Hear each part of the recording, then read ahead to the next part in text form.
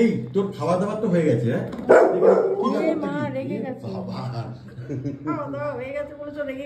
খাওয়া দাওয়ার পরে এটা খেলার মুডে চলে আসে। ওই দেখো আবার এখন কি করবে ও। গজা খেলা তাড়াতাড়ি কাম। আচ্ছা ঠিক আছে, ওকে। খেয়ে দিয়ে কিন্তু খেলাধুলা করে, বলো। তো অনেকদিন পর আজকে আমরা ডাইনিং টেবিলে ডিনারে হাজির। আজকে দেখিয়ে দিই, আজকে 4 জুলাই, এখন বাজে 9:43, মানে 9:45 প্রায়। তো আমরা খেতে বসেছি, তাই তো বেরিকা? আমাদের ডিনার মেনু কি আছে? এখানে রয়েছে গরম গরম ধোঁয়া ওঠা ভাত, তাই তো? আর সেই সঙ্গে এটা কি মুসুরির ডাল, পাতলা ডাল করেছি। আর এটা হচ্ছে গিয়ে একটা ব্রিটিশ আলু ভাজা। এই আলু ভাজাটা একটু ডিফারেন্ট। এই আলু ভাজাটা একটা আজকে ওইদিকে রান্না করেছিল। এই যে এই বাবা, এই যে এটা, তো এটার এই ব্যাটার বেঁচেছিল, ওই ব্যাটারের মধ্যে আলু কেটে ভেজে দিয়েছে, বলছে এটাই আজকে ডিনারে খেতে হবে। কি মুশকিল! আর এই রেসিপিটা না জাস্ট অসাম।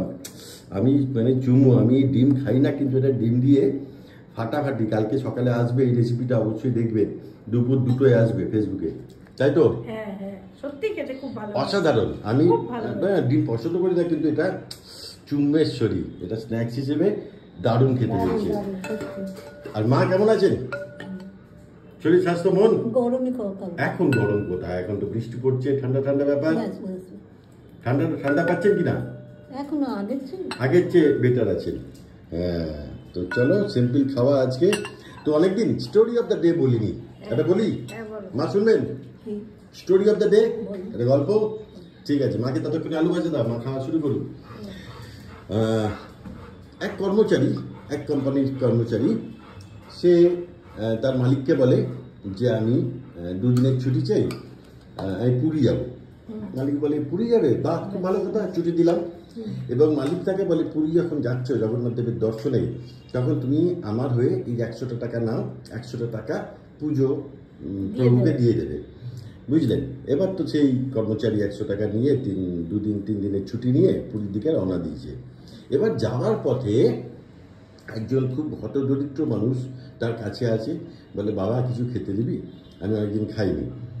তখন এই কর্মচারীটির মনে দয়া হয়েছে, বলছে আমার পকেটে তো 100 টাকা রয়েছে, মালিক দিয়েছে, তো আমি ওখান থেকেই এনাকে কিছু খাওয়াই বলে ওনাকে খাইয়েছে। খাইয়ে দেখে 98 টাকা খরচা হয়েছে, 2 টাকা রয়েছে। এইবার সে তো প্রবলেম, পুরীতে গিয়ে ওই প্রভুকে 2 টাকাই পুজো দিয়েছে, পুজো দিয়ে চলে এসছে। এইবার এই যে মালিক যে 100 টাকা দিয়েছিল, তাকে জগন্নাথ প্রভু স্বপ্নে দর্শন দেয়, দিয়ে বলে বাবা তুমি আমাকে 98 টাকা পুজো দিয়েছো, আমি খুব খুশি হয়েছি, তোমার ভালো থেকো। এবার স্বপ্ন ভেঙে গেছে। পরদিন সকালে এই মালিক মানুষ সে বলে বাহ, আমার কর্মচারী তো খুব জেনুইন, আমি তাকে 100 টাকা দিয়েছি, 98 টাকা পুজো দিয়েছে, কিন্তু 2 টাকা কোথায় গেল? 98 টাকা কেন? আমি তো 100 টাকা দিয়েছিলাম, 2 টাকা তো নেই। সে কর্মচারীকে ডাকে, বলে বাবু তুমি 98 টাকা পুজো দিয়েছো, আমি 100 টাকা দিয়েছিলাম, 2 টাকা কম কেন? বলছে আপনি জানলেন কী করে? বলছে আমাকে জগন্নাথ প্রভু স্বপ্নে দেখা দিয়েছিল এবং তিনিই বললেন আমাকে তুমি নাকি 98 টাকা পুজো দিয়েছো, 2 টাকা নেই। তো আমার প্রশ্ন, 2 টাকাটা কোথায়? আর কর্মচারী তখন বলছে আরে প্রভু আমি তো 2 টাকা পুজো দিয়েছি, তাহলে 98 টাকা কোথায়? 98 টাকা তো আমি একজন গরিব মানুষকে খাইয়েছি রাস্তায় যাওয়ার পথে। তো প্রভু তো আমি জগন্নাথ মন্দিরে 2 টাকা পুজো দিয়েছি, 98 টাকা তো নয়। মরাল অফ দ্য স্টোরি কি?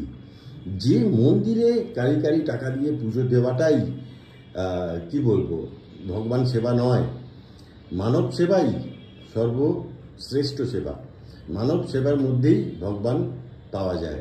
তাই জন্য যত পারুন মানুষকে সেবা করুন, দরিদ্র মানুষ এবং যারা প্রকৃত অর্থে দরিদ্র, অনেকে ঢং করে, অভিজ্ঞতা আছে আমার এরকম করতে গিয়ে। তো প্রকৃত যারা খুবই দৈন্য, তাদেরকে যদি উপকার করা যায়, তার মধ্যেই ভগবানকে পাওয়া যায়। ভগবানকে আলাদা করে কিছু করার দরকার নেই। কি বলো গরিকা? একদম, এটা আমার বাবা না বলতেন। বাবা কোনোদিন মায়ের আশ্রমে যেতেন না, খুব কম।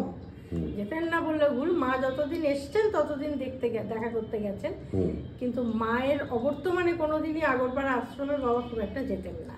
তো জিজ্ঞাসা করা হতো, বাবাকে অনেকেই জিজ্ঞেস করতো তুমি আশ্রমে যাও না, এটা ঠিক না, আশ্রমে যাওয়া উচিত, একটা দীক্ষিত মানুষ। বলছে আশ্রমে গিয়ে কি হবে, আশ্রমে তো শুধু রাজনীতির খেলা হয়, মাকে সামনে রেখে নোংরামো হবে, টাকা পয়সার খেলা হবে, আমি ওখানে যাব না, আমার বাড়ি আশ্রম। বাবা বাড়িতে পুজো করতেন, এটা কিন্তু সত্যি কথা। এবং প্রচুর মানুষ খেতে আসতো, এবং প্রচুর মানুষ আসতো, এবং সেটা যারা তারা তার প্রভাবটা হ্যাঁ, কিন্তু বাবার কোনোদিন ওই বাজবিচার ছিল না, এই জিনিসগুলো ভীষণ ছিল বাবার ভালো জিনিস। যে আমাদের ওই পুজোর সময় কোনোদিনই ওই এসডিও আর আমাদের পাড়ার পাশের পাড়ার যে মানে খুবই নগণ্য দরিদ্র হতদরিদ্র ফ্যামিলি সব পাশাপাশি বসে খাচ্ছে, বাবার এটাই ছিল শর্ত যে আমার বাড়িতে পুজোর প্রসাদ খেতে আসছো, যখন আমার মেয়ের বিয়ের খাওয়ার খেতে আসছো না, যে আলাদা আলাদা ব্যবস্থা, সেক্ষেত্রেও আলাদা ব্যবস্থা ছিল না।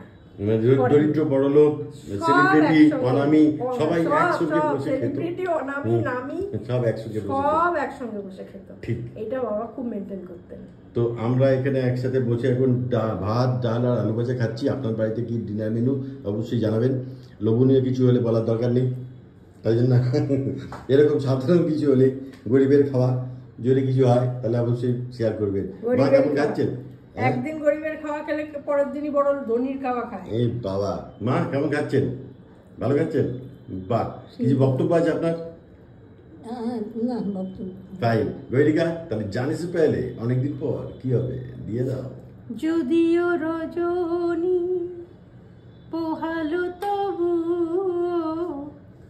দিবস কেন যে এলো না যদিও রজনী। একদম ফলো সাবস্ক্রাইব করতে ভুলবেন না। দেখা হবে পরে কোনো ভিডিও। ভালো থাকবেন, সুস্থ থাকবেন। আর এখানে গজা ঘুমিয়ে পড়েছে, ওর আর শরীরে দম নেই, আবার কাল সকালে দেখা হবে। মাঝরাতে উঠবে, উঠে একটুখানি নাচা কোথা করবে, ও নাচা কোথা, তারপর আবার শুয়ে পড়বে।